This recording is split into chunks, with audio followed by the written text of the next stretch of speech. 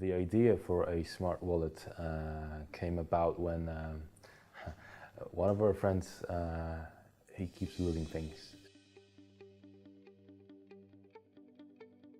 Then we found out about the Bluetooth low energy beacons that started to come about on the market. And so we thought, how about we make a wallet with a Bluetooth low energy that is connected to a phone, and that way you can't lose it.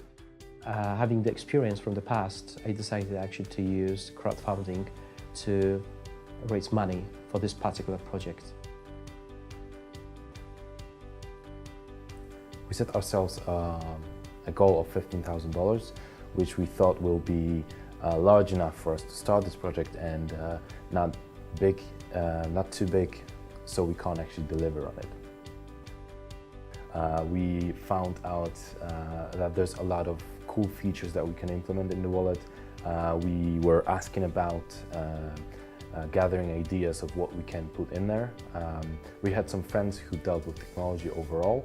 They gave us a very cool idea of, for example, being able to charge the wallet just by pressing it. So if somebody had it in a pocket, then it would just press itself and charge the battery, which we think was an awesome idea. And we thought it's going to work at that time. And yeah, so the emotions, yeah, we felt really ecstatic about the campaign. Once the campaign started, we saw that there was a very large amount of people who were really excited about that product. Within a couple of days, we blew over our initial amount that we wanted to raise. We were very excited. We were over the moon. Media were asking us about the project. Everybody were really interested in how we're gonna do it, when we're gonna deliver it. We also need to remember that we were just a team of a few people. We were never prepared for this scale of a project. Of course, working with a product that we never dealt with before, that brought lots of challenges to us. We had to change the software, we had to change the hardware. At the beginning, we really wanted to have some functionality that we couldn't deliver, so we had to make a pivot on that. And that wasn't, well received by the community of backers.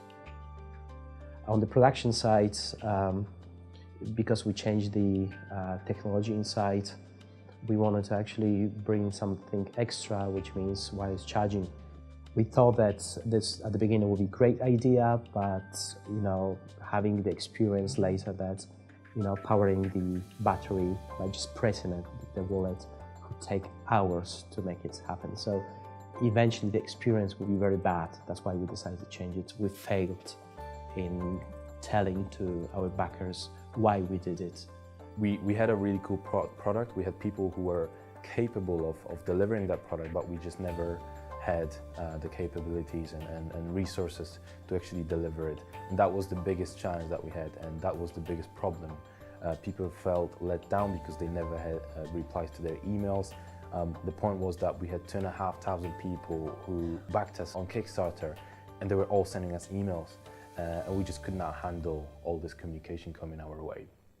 So we sat down and thought there were a lot of projects on Kickstarter that raised even more money than we did and never delivered. They were overwhelmed by this success, I think. We didn't want to be one of those projects. So we had a long-term strategy. First point was to deliver to Kickstarter backers.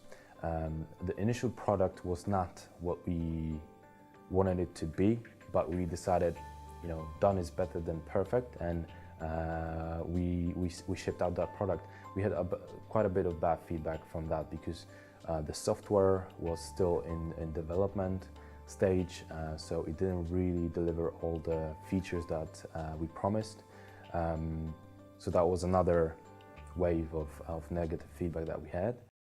So the main thing that we learned from that was we have to have the basic functionality perfect, we have to have logistics, manufacturing, customer service, all of it put together so it works, and then on it build a successful product.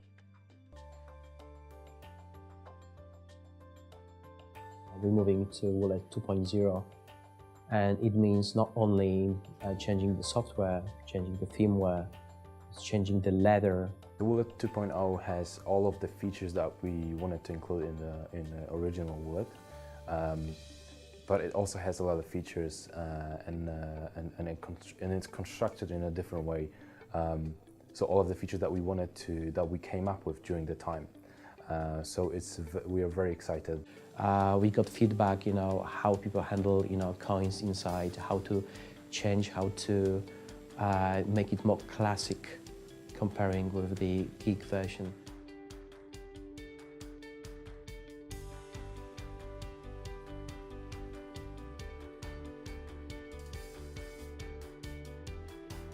With Woolet 2.0, we want to draw a line between what happened, between the past and between future, and what we want to deliver as a product.